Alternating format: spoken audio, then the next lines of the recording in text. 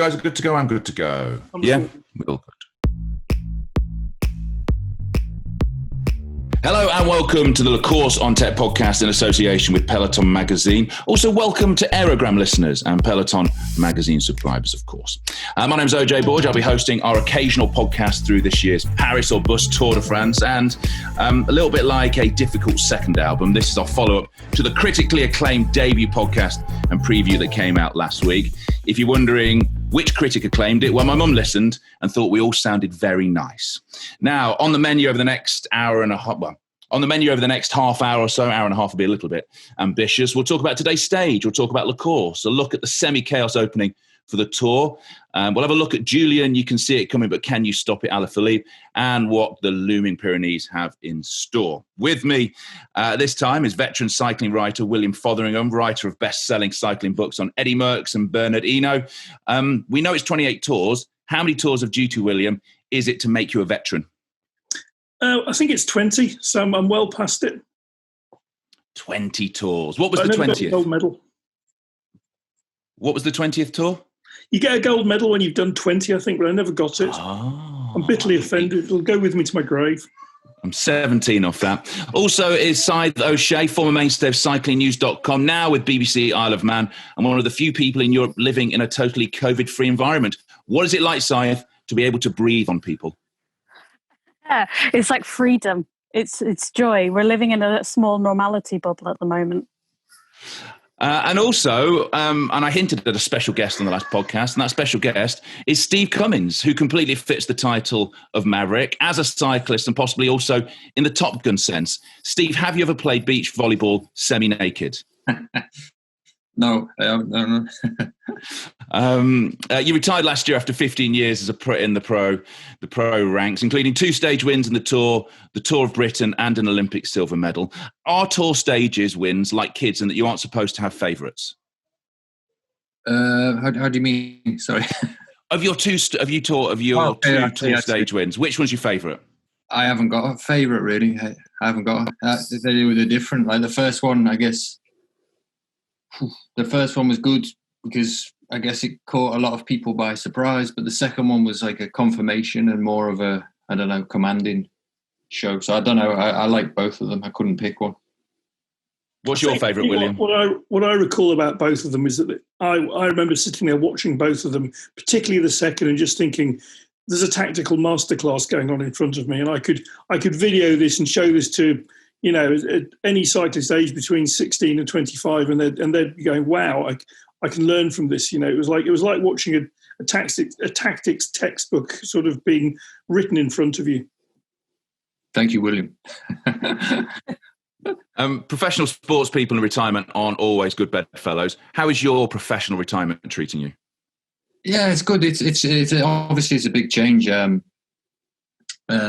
sometimes it's tough, but generally it's good. I'm just looking for a next career really, and that's what I'm focused on.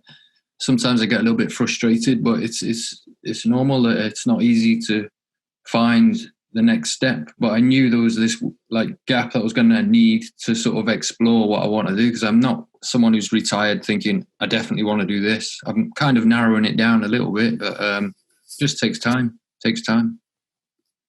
Will it be cycling related?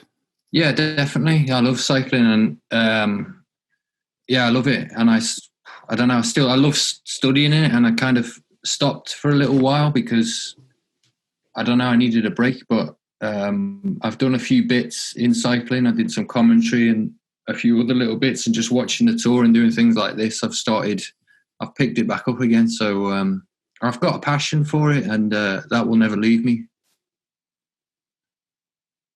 Would you have enjoyed riding in this year's Tour with all the uncertainty that's been around it and the late start of it? Would you have enjoyed it? Yeah, I would have loved it, definitely.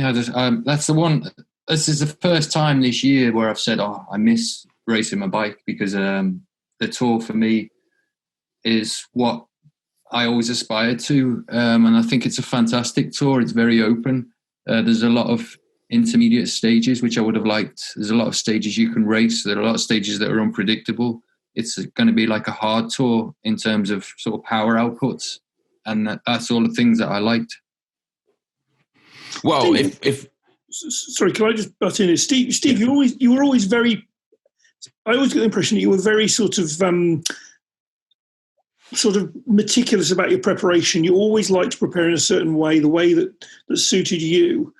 How would you have dealt with this year's build-up, with the uncertainty about whether the race was going to go ahead, the massive gap in the calendar? How would that have suited you as a bike racer? Good. I would train very well at home.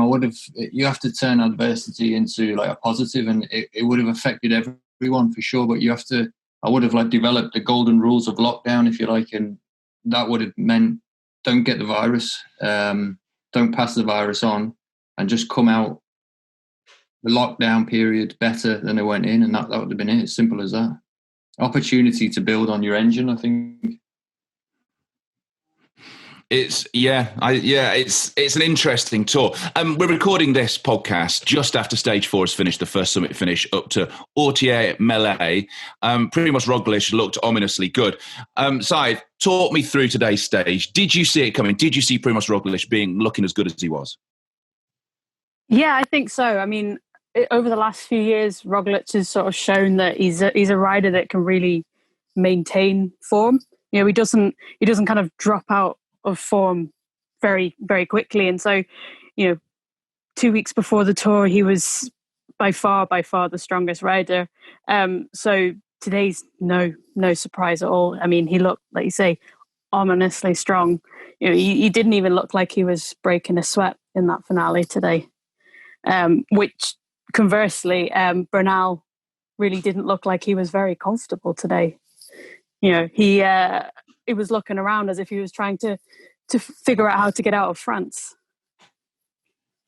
Did you think that? Because, I mean, I looked at Bernal and he did look to be suffering towards the end. It looks like Ineos Grenadiers are short of a rider. It looks like they're short of maybe someone like a Geraint Thomas or something like that, William. I think they're short of a Steve Cummings. I think he needs Steve Cummings. They looked. I mean, I think the surprise with Ineos was that Richard Carapaz dropped off when he did. You'd have normally expected, if Carapaz was going to play second, backup guitar to Bernal's lead guitar, you'd expect him to be there, at the back, at worst, at the back of that select cut at the finish there. I don't know, Steve, what did you make of it? I mean, you used to race with Sky, quite a long time ago. I mean, you've seen plenty of their tours where they've done their controlling thing. What did you make of today? I think you've both made good points. I think the first one is I wasn't really surprised to see Roglič win. And also a point perhaps we've missed is how dominant Jumbo-Visma were. They were dominant. Wout van Aert was just incredible, really. And then Kuss came on the front. And I don't know, they just looked at ease with everything. I don't know, I think George Bennett fell, so they still got him to come. So it's just a bit like, wow, at the moment. And like you say, it's the first time we've seen anyone really in the Sky Ineos era do that, really. And again, there's question marks over a number of the Ineos leaders. Let's say Carapaz, I was a bit surprised. Even though he was drafted in late, I was a bit surprised he was not there. But having said that, he only lost, I think, 20 seconds. So it's not like you don't need to panic. And then, but now, you could see him on the radio in the last K, and he's on the radio, and I thought, maybe he's going to go now. He's going to go faster. He wanted to go faster, and I think he was kind of saying, slow down. If you can slow down, don't go faster. Because they were there, Castroviejo and Kwiatkowski, and they look really good, Kwiatkowski and Castroviejo. Luke Rowe looks amazing. But not as dominant as in other years. I think we've got to remember that Carapaz had quite a heavy crash before the tour. And so he probably lost at least a few days in training. And then obviously being drafted in late. So he wouldn't have had the build-up that he'd have liked to have. Which is bizarre for Ineos, because you look at Ineos, and all Dave Brailsford's teams have always been meticulously coached. There's always been a grand plan. I was on our WhatsApp chat earlier on. People were talking about what's coming up later on La Course on Tête, what's going to be on the website. And I think I threw in there that everyone is riding so strong at the moment because it is like full contact past the parcel. You don't know if this Tour de France is going to make it to France. Do you think everyone is racing harder at the start, Steve? Because you need the yellow jersey, hold on to it just in case it all stops. No, I don't think so. I think it's always like that. I think it's no. I think everyone's planning to go to Paris. So I don't think people are thinking, it's going to shut down after a week. I think you'd plan until otherwise that it was going to be to Paris. Who's the strongest team at the moment in your eyes? Jumbo, without a doubt. I mean, I back at what Steve says there. The way that Jumbo took it to everybody in the finish, I thought Wout van Aert just looked astonishing. For a rider who's not supposed to be one of their specialist climbs. Okay, it was a strong rider's finish. It was more that rouleur climber than the pure climber finish. But he was astonishingly strong, and Kuss looks to have that. That explosive power that you need to launch your leader. Dumoulin looks, there or thereabouts. And obviously they've got Bennett and Hessing sort of just waiting. So I thought that, that they looked very, very strong. Yeah, they looked in control today. And I have to kind of back up what everybody else said. Wout van Aert even. Looked super, super strong today. I mean, he dropped some pretty strong climbers, and he really strung out the bunch. Do you think they're going too well? I mean, we're not even out the first week of the Tour. Are they going too well at this moment? Are they showing, because we saw, I think it was stage 2 where they took up the front of the race. They were powering on and then it all went wrong for them. Are they too strong right now? Are Ineos Grenadiers, are they just biding their time? Are they doing the right thing, racing differently? Well, I mean, we said that time and again about Ineos in the past. So there's no reason why Jumbo-Visma couldn't hold this for 3 weeks. Steve, you're the man who knows about finding form at the right time. What do you reckon? I think if you're the boss of Jumbo-Visma, you'd rather have it this way than the other way. Put it that way. You'd rather be on top and like morale will be good. I think they'll be fine. Could you have raced within that team? Would you have fitted that Jumbo-Visma team? No, you're joking, aren't you? Why wouldn't you have fitted it? Because it's all for GC. I was never that kind of rider. I was like you said at the start, I was a bit of a maverick who went for stages, and that's not their objective. So it wasn't my speciality. It wasn't really what got me out of bed in the morning, to be honest. Where were you happiest? Was it when you joined MTN Quebecer? Because I remember seeing you when you joined that team. You just seemed like a whole new rider. It seemed like all your Christmases had come at once. Yeah, I liked that. I liked it because it was kind of organised chaos. And there was plenty of opportunity for riders, and I liked the diversity within the group. I liked being an underdog, and I liked the style that we raced. I worked well with Brian Smith. There was many things I liked about the team. The equipment was very good. Everything sort of just fell into place there. It was great to watch you race there. Let's go back to Nice, where the Tour de France started.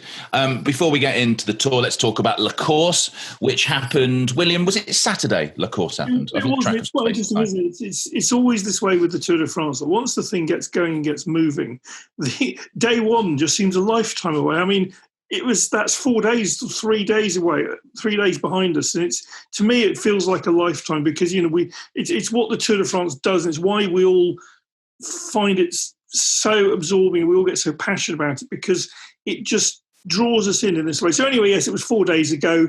It was very interesting because I didn't think much of the route. I thought the course should have been longer. I was quite critical about it beforehand, but obviously I was completely wrong. We saw an excellent race. We saw Annemiek van Vleuten absolutely smashing it the second time up the climb. We saw that 6-rider break go away with all the strongest riders in it. And then obviously we saw this fantastic tactical interplay at the end with the Trek Segafredo team, with Lizzie Deignan and her teammate Elisa Longo-Borghini. And it was just fantastic to watch. And obviously, as a Brit, we all love to see Lizzie Deignan win, and she's on a great roll because she picked up Plouay in the week, and she's been, I remember when La Course started in 2014, Lizzie was a bit critical of the format, but generally pleased that the thing was happening. And, it's something that she's been wanting to win for a while. And it's just lovely to see her take two big wins in the space of a few days. It's, what's frustrating with the course is, yes, I saw the same as you. I looked at it and thought, it's not the most exciting parkour. Then you watch it and the racing's exciting. And so it happens every year that the course is great. However many days they run it over, whether it be 1 or 3, you just think, I want more of this. I want a week. I want 2 weeks. I want a women's Tour de France. Yeah, the course has been this kind of perfect example of, an organizer not really showing much interest, but the riders showing exactly why they should be showing that interest. Every year we end up with a dramatic, thrilling race. This year, was no different. And I think it's proof that we need more longer women's races. We need more women's races on telly so that you can actually, because I say this as a writer, you can't really get the same thing across in words as you can in television pictures. You don't really get the same amount of people in that you do with television pictures. And we're making some small steps forwards with, the UCI saying you have to have 45 minutes of live broadcast, but it doesn't really tell you what sort of quality that broadcast has to be. And we'd be lucky with La Course that's actually one of the few races that have had strong television coverage. But then, we've got the women's Giro Rosa coming up at the end of this week. And it's the biggest race on the women's calendar, and it's next to impossible to find any information about it outside of Italy. So I hope that these races do show that women's racing is interesting, it's fun, and we start getting more and more television coverage for it.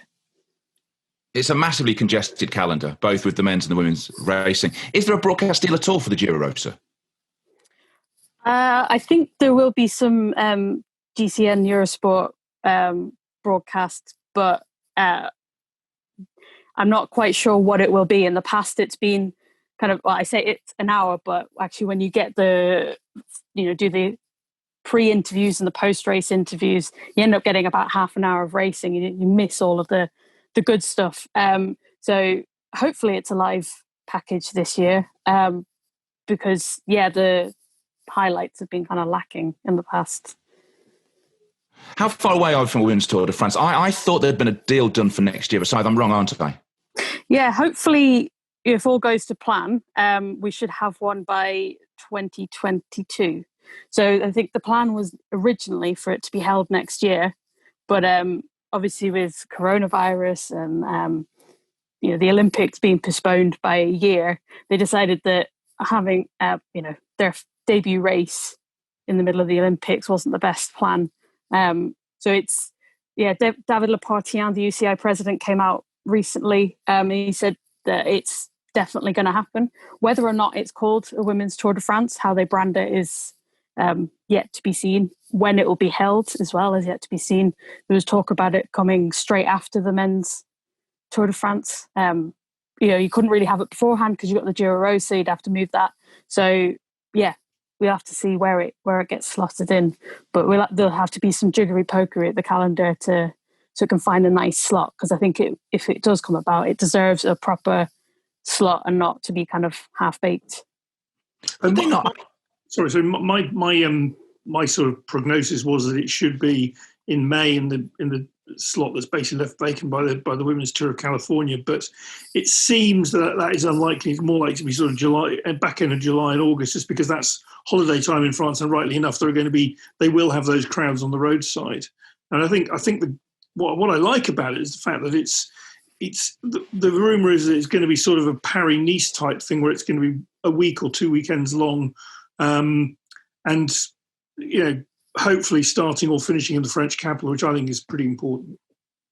Is it? Am I being too naive in thinking they can't just run it on the same day as the existing Tour de France? They go out first, and then the next stage comes through. Am I being too naive there? The existing Tour de France is just too big. It's just got far, far too big, and it's not. It's partly the logistics of the road closures, but it's more just the fact that it's the Tour de France now draws so many people, and obviously this is exceptional. We're seeing a very much slimmed down Tour de France in terms of spectator numbers, but there is so much congestion around the race. If you throw another major international event on the same day in the same place into the mix, it's just not really manageable. And I also think that the problem with that is that the women's race becomes subsumed into the men's event, becomes a sideshow. It's like the fact that we've already, that course now seems a long way away. It was actually 3 days ago, I think for a women's Tour de France to succeed, it needs to have its own calendar slot like the Women's Tour of Britain, and needs to establish its own identity. It might not be a religious replica of the men's Tour de France. It might not be. It might be that there's a format that works better, that creates more interesting racing, that looks better on TV, and that's where they end up. But the point is, when it starts, it will be a work in progress and it will develop. But the crucial thing is they've got to bite the bullet and just do it. I think from a journalistic perspective, it's too hard as well to cover 2 races at the same time, especially when one of them's a Tour de France. As much as we like other races, the Tour de France ends up being the main focus of the year. And so it would be next to impossible to cover 2 multi-day races consecutively. You wouldn't have enough space, and the women's race just wouldn't, as Will said, it would just get absorbed by the men's race. Put it on. Come on, Airstone. Give them a slot. Let's get this Tour de France, the Women's Tour de France, going. Steve, just a quick word on Lizzie Deignan. I don't know if you know her or if you've ridden with her in the past, but I mean, her story, her home life has been part of her story over the past few years. She had a baby. She took some time out from the sport. Philip Deignan retires to become a stay-at-home dad. That whole story of how she's managed to come back and get to the top end of the sport. Again, it's warming as much as it is an exception to the rule for most female riders. I just think, I think it's incredible. I don't know, as a man, and you can probably associate with this, is like we probably never know how it's going to be to have a baby until you have one, but I kind of saw it firsthand as close as you can with my wife, and it's just incredible that she's been able to come back at such a level, and I just think it's an amazing story. And just another point on women's racing really is I watched Strade Bianche this year, and I actually thought it was better than the men's version, to be honest. And that was on the same day, So I do think it's really exciting, the racing, and I do think it needs more coverage. And I do think it's grown certainly over like my career when I've been watching it. It's definitely more exciting now than it was, like, let's say 10 or 15 years ago. And I think the level's going up. So I think it's moving in the right direction. But yeah, it just needs a bit more, like you say, it needs a women's Tour de France. It needs the TV. It just needs a bit more, I think. Yeah, I mean, if you also, just one other women's race I caught was the Women's European Road Race Championships, which was a brilliant race, which I just caught accidentally on Eurosport. Was fantastic. So more women's racing, please, broadcasters. Let's stay in Nice and the start of the Tour de France. We saw that stage 1, all sorts of chaos, riders going down all over the place. Steve, if you were racing and you'd have come down, I think every single rider came down. There was all sorts of chaos and lots of angry riders at the end of it. If I'd have come to you in my role working for whoever, the BBC, and tried to interview you post-stage, would you have used a swear word for that first stage? No, I try not to swear, maybe not on camera anyway, but no, it's just, it's typical, and it was exaggerated on that stage, because we were talking about it a little bit before off air, and you're so right, like having had experience of living in and around the Med, where it's very warm. You can imagine 3 months, it doesn't really rain, and you get all this sort of rubber off the tyres, off the cars. There's like diesel there. And then that first rain, when it comes down, it's literally like ice. And I'd never go training on that because you just fall off. And then it washes away and it gradually becomes so slippy. But it was exaggerated because that was always going to be a very nervous stage anyway. And yeah, it's just a shame it rained on that day. But hopefully now we won't see anything like that again, because the stages are going to be, it's rained a bit. So hopefully the roads are less slippery. And yeah, we're away from that. But it's just one of those things. I don't think the organisers can really plan for that. I mean, in the end, I don't know, the riders sort of took the decision did the right decision. But it's hard to get this, like, unify everyone. There's always someone for a sprinter, you know, that's his chance. He wants to race, and if you take that stage away from him, but a GC rider, he doesn't want to race because he's thinking about, he's not going to win that day. He's thinking about not losing time. So it's hard to please everyone, and unfortunately, that's bike racing. You just, to a point, you have to get on with it. But I think it was nice to see the peloton make those decisions, sort of, and unify, and not really race until the last 20k. This lack of a patron in the peloton has been talked about. Who was the last one, William, who retired?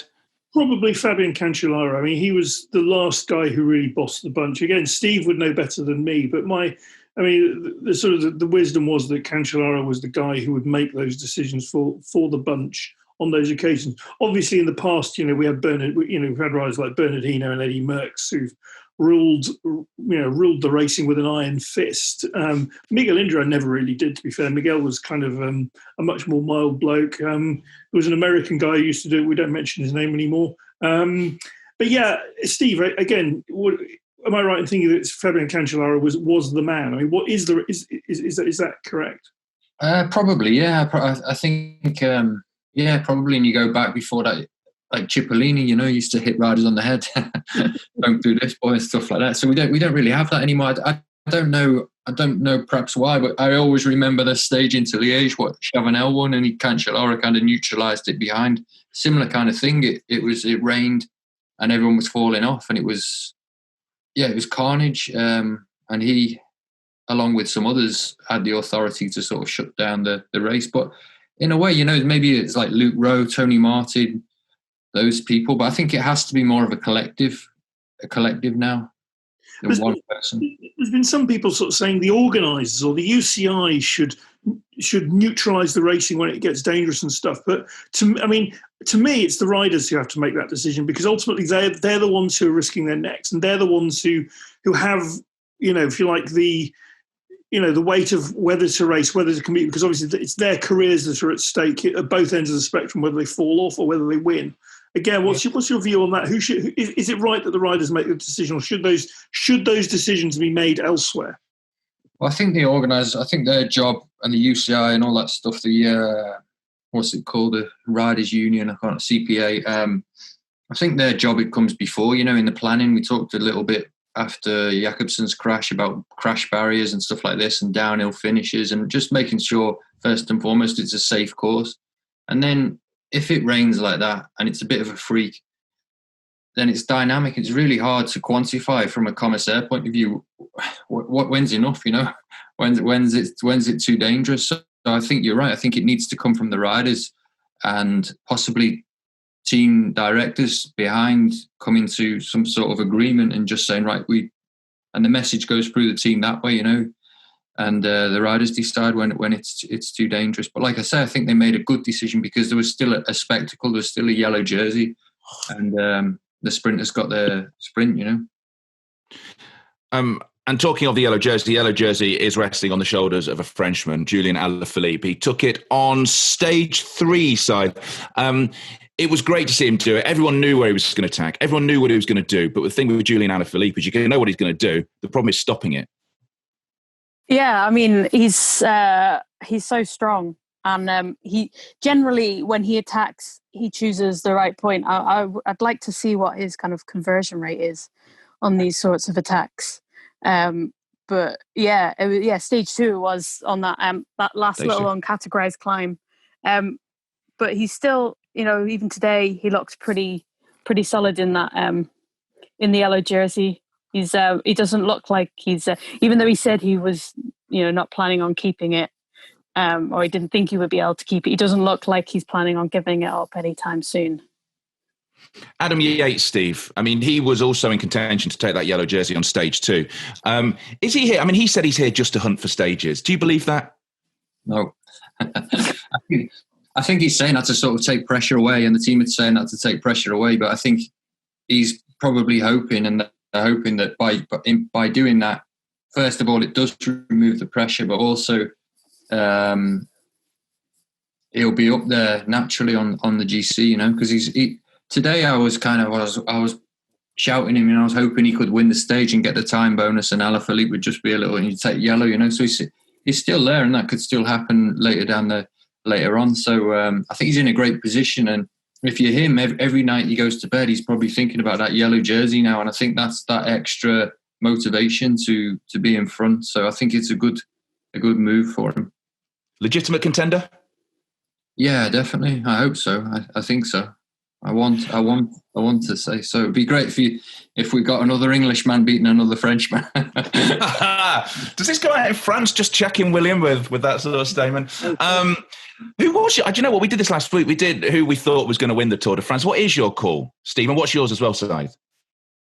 Me? Yeah, what's your call? Who's winning it? You know what? I actually said Carapaz before today, but after seeing today, I don't know. I don't know. I keep changing. I'd have to say Roglic. Off the back of today. I said Thibaut Pinot in the previous show, and then he fell just inside the 3 kilometre line. And I was like, oh, hearts in mouths, have I doomed him? Scythe, who do you reckon's winning the Tour? Well, this is on the record because it's on the La Course on Tête website. I said Roglic, and I'm sticking with it. I'd put Thibaut Pinot on the podium though. I'm kind of we'll wait and see how Bernal keeps going. I had him in second place before this, so we'll see how he progresses.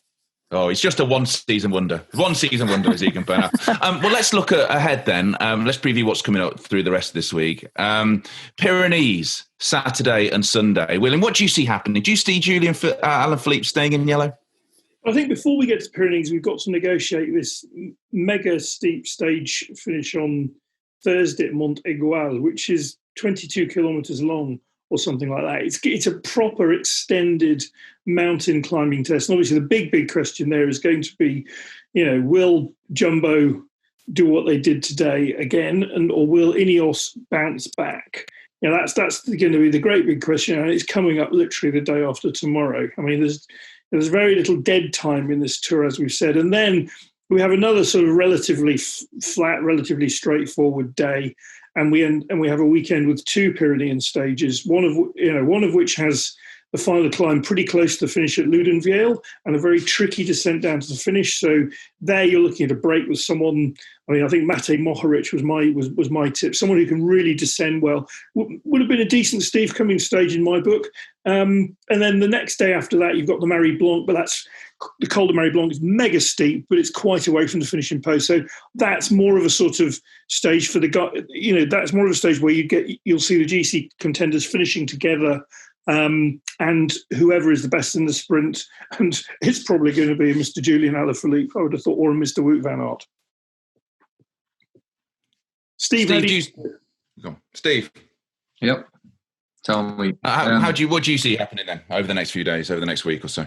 I don't know whether it's going to be a little bit more like today, and it's going to be like sort of blows before we get to the knockouts. I don't know. I see it. I see those sort of big GC days later on, and I think the organisers have tried to design the race for that. But for sure, these stages are going to be exciting. I always like that stage 8, actually, the Porte de Balais, and then the Peyresourde, and like William says, the descent down is quite. I think Froome. He went into the field, was it 2 years ago? Something like that, yeah. Yeah, just at the bottom. And I don't see these stages as decisive, but I see them as like really interesting. I don't see the GC being decided, but I see potentially someone can lose it on the GC if they're not good, or they have a bad day, or if they have a crash or something like that. And like you say, a lot of these stages, they're in the balance of being GC days or breakaways, and these are super interesting stages. It all depends on what the bunch decide to do, really, doesn't it? We've seen days where you kind of expect it to be like straightforward breakaway stage, and then the leaders or the main bunch behind decide, actually no, we'd like to take a stage win this weekend. So it all depends on what the mindset is going in at the weekend, and perhaps how big the gaps are. I saw something great on Twitter. I can't remember who wrote it. And they said that what this Tour de France needs really is a prologue and 5 flat stages for the sprinters. That'll really sort it out and calm everyone down. That'll sort the race out and stop all these crashes. Would anybody be happier right now, Steve, if we'd had a prologue and 5 flat stages for the sprinters? I don't know. I think a Tour de France needs a bit of everything. I must admit, I do like a prologue. It's kind of traditional. I always think back to Chris Boardman and stuff like that. You know, he's local to me. He's a big inspiration. So I always enjoyed that. And I enjoyed that side of cycling, all the sort of attention to detail. And it's different, you know. So I always enjoyed that. And the sprint stages, you know, I love the sprint stages. But personally, I like these sort of medium mountain stages. I don't know. I just think I don't know. I think sometimes you get two races. You get two for the price of one sometimes. Steve mentioned Mario Cipollini, and personally, I used to really like those days in the sort of mid to late 90s when you had a prologue time trial and normally won by Chris Boardman or somebody, you know, a decent time trial. And then the Cipollini show took over for about 5 or 6 days, and we knew it was just going to be pure showmanship. And, you know, I really like that. I think there's room in cycling for all kinds of riders. You know, it shouldn't just be about the guys who can go up the hills quick. Do you know what? Coming up on course, La Course on Tête on the website, Sophie Smith is going to be looking at the green jersey. I don't know when this is going to be coming, next few days or so. It might even be live by the time you listen to this. She's going to be talking about, is there any point in contesting it anymore? Or is it better for your career and for the team just to go for stages? What are your thoughts on it, Steve? Does the green jersey have a point anymore in the Tour de France? It seems to be becoming almost more and more of a sideshow every year. No, I think it does. I think it's prestige, isn't it? Just get on the podium for anything. You want a prize at the Tour, you want to get on the podium. And it depends on the sponsor as well, what the sponsor wants. If the sponsor wants a GC challenge, or if the sponsor just want stages, it's not like it's easy to go and win stages, but depends on budget and things like that. You know, it takes a good financial investment to sort of mount a GC challenge, I would suggest. But if you come with the sprinters team, what's better? Is it better to go home with the green jersey and contest that, or is it better to say, right, we know there's a sprint stage here and you put all your eggs in winning that stage rather than trying to take the intermediates? What's better, do you think? I don't know. I have the feeling going for winning is better than collecting a load of points and taking the green jersey. That's my opinion. Winning. What about you, William? Sorry? What about you, William? What do you think about the green jersey? Has it become a distraction now? Are people still interested in it? Should they just give it to Sagan? I think the problem with the green jersey is that one rider has dominated it so much for the last, since 2012, the last 8 Tours de France. There's only been one where Peter Sagan hasn't won it. It's always been quite fun watching him do it, seeing how he goes about it. But I think it needs to be more hotly contested. I really enjoyed 2017 when Sagan wasn't in the race, and because he got ejected because he got disqualified, and there was obviously that battle with Michael Matthews, and it was really entertaining. I think it still has a place. I definitely think it does. I just think it needs a bit of jazzing up, really, and it needs a new winner, to be honest. I think if you're a pure sprinter, though, it's so hard to go for, because you need to be able to get to the finish on those kind of lumpy, kind of hilly stages, mid-mountain stages. You need to be able to be up there to collect those mid-stage points as well as the finishing points. So if you're a guy like Alexander Kristoff, chances are you're not gonna be in contention after the first week. I think it goes back to what we were saying before about having perhaps a different route. 5 flat stages, and the sprinters you're going to get your sprinters sprinting for the sprints. If you keep putting all these climbs in, half the sprinters are dropped by the time you get to the intermediate sprint. It's only Sagan who can. When he was at his best, he could climb with the best, 30 in the race. And yeah, he's just made it his own. But I think, I don't know, I've just been watching, and Sam Bennett, he's going for everything. And he's at the moment, he's clearly faster than Sagan. If he can keep picking up points and the odd stage win, who knows, It'd be nice like to see someone else win it for sure. Okay, I think we've come to the end of this podcast now. The only question that still remains, William, how long does Alaphilippe stay in yellow? Is he making it to Paris? Is he even making it to the Pyrenees? Well, I think he'll definitely make it through the Pyrenees and out the other side. And I think he'll go deep into the final week, which means he could potentially go all the way to Paris. It's the dream scenario. It's what all of France wants. Bring it on. If France has got a choice here, Saif, if France has got a choice between Pinot or Alaphilippe, which way does France go? Ooh, I mean, so from the heart, I think they wouldn't care less who won it as long as it was a Frenchman. But I think for the chances of actually winning it, I think Pinot probably has a better chance. I think, Alaphilippe last year, he did really well, but he also got the jersey through kind of some really long attacks. So made up a lot of time that way. And I think, the gaps are still pretty small at the moment. And I think the kind of more pure climbers like Roglic, like Bernal, will be able to kind of chip away at him over the next kind of few mountain stages. So I think, he'd probably be borderline by the end of the weekend, I think. It's a difficult one, this, Steve, because obviously we're recording this just after stage 4 has finished. Stage 4 finished, or was it stage 5? Again, William, I've lost track of space and time. What finished today? We always lose track of time in the Tour. That's what the Tour does to you. Was today stage 4? I don't even know what day. Yeah. I mean, I'm not even there. Steve, so post stage 4, I'm asking you to make this prediction now. How long does Alaphilippe stay in yellow? Asking me to be Houdini. I think stage 17 he'll crack. There you go. Stage 17 he'll crack. Okay. I think he'll get through the Pyrenees. Stage 15 he'll just about keep it, and then stage 17 he'll crack. And there you go. Oh, it's prophetic. What's stage 17? Has everyone got the course in front of them? It's like, I don't have it in front of me. It's like Meribel. So there's a 18.6k climb at 7.7%. And it's mega steep at the top. It's basically the stage where it's scripted that Bernal will make his move and win the Tour. That's the script. Oh, my God. Makes me sick even thinking of that climb. But I'd give it a go, even though it took me about 4 weeks to get up there. Which I think brings us to the end of this. As always, thank you very much for listening. Thank you to the Aerogram listeners and also to Peloton Magazine subscribers. Make sure you check out lacourseontete.com, the website. Lots of great writing on there. As I said, there'll be stuff about the Green Jersey, and there's reports going on every single day, including Nick Ball was talking about how Caleb Ewan won his sprint, all the different points of how we did it, including that move up against the barriers, Steve, which if you saw Caleb Ewan sprint, was your heart in your mouth? We've had a lot about barriers recently, the way he went up outside of Sagan.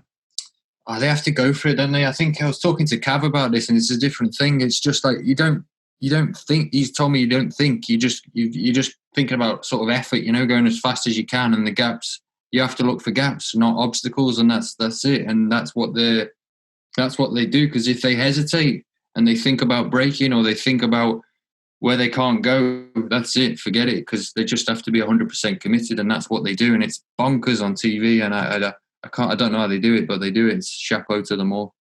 Indeed. So you can check that out, lacourseontete.com. Subscribe to this podcast all the usual ways and all the usual stores. Any questions, you can hit us up individually or via @Peloton Magazine. Thank you to William. Thank you to Steve. Thank you to Scythe. And we'll see you all next time.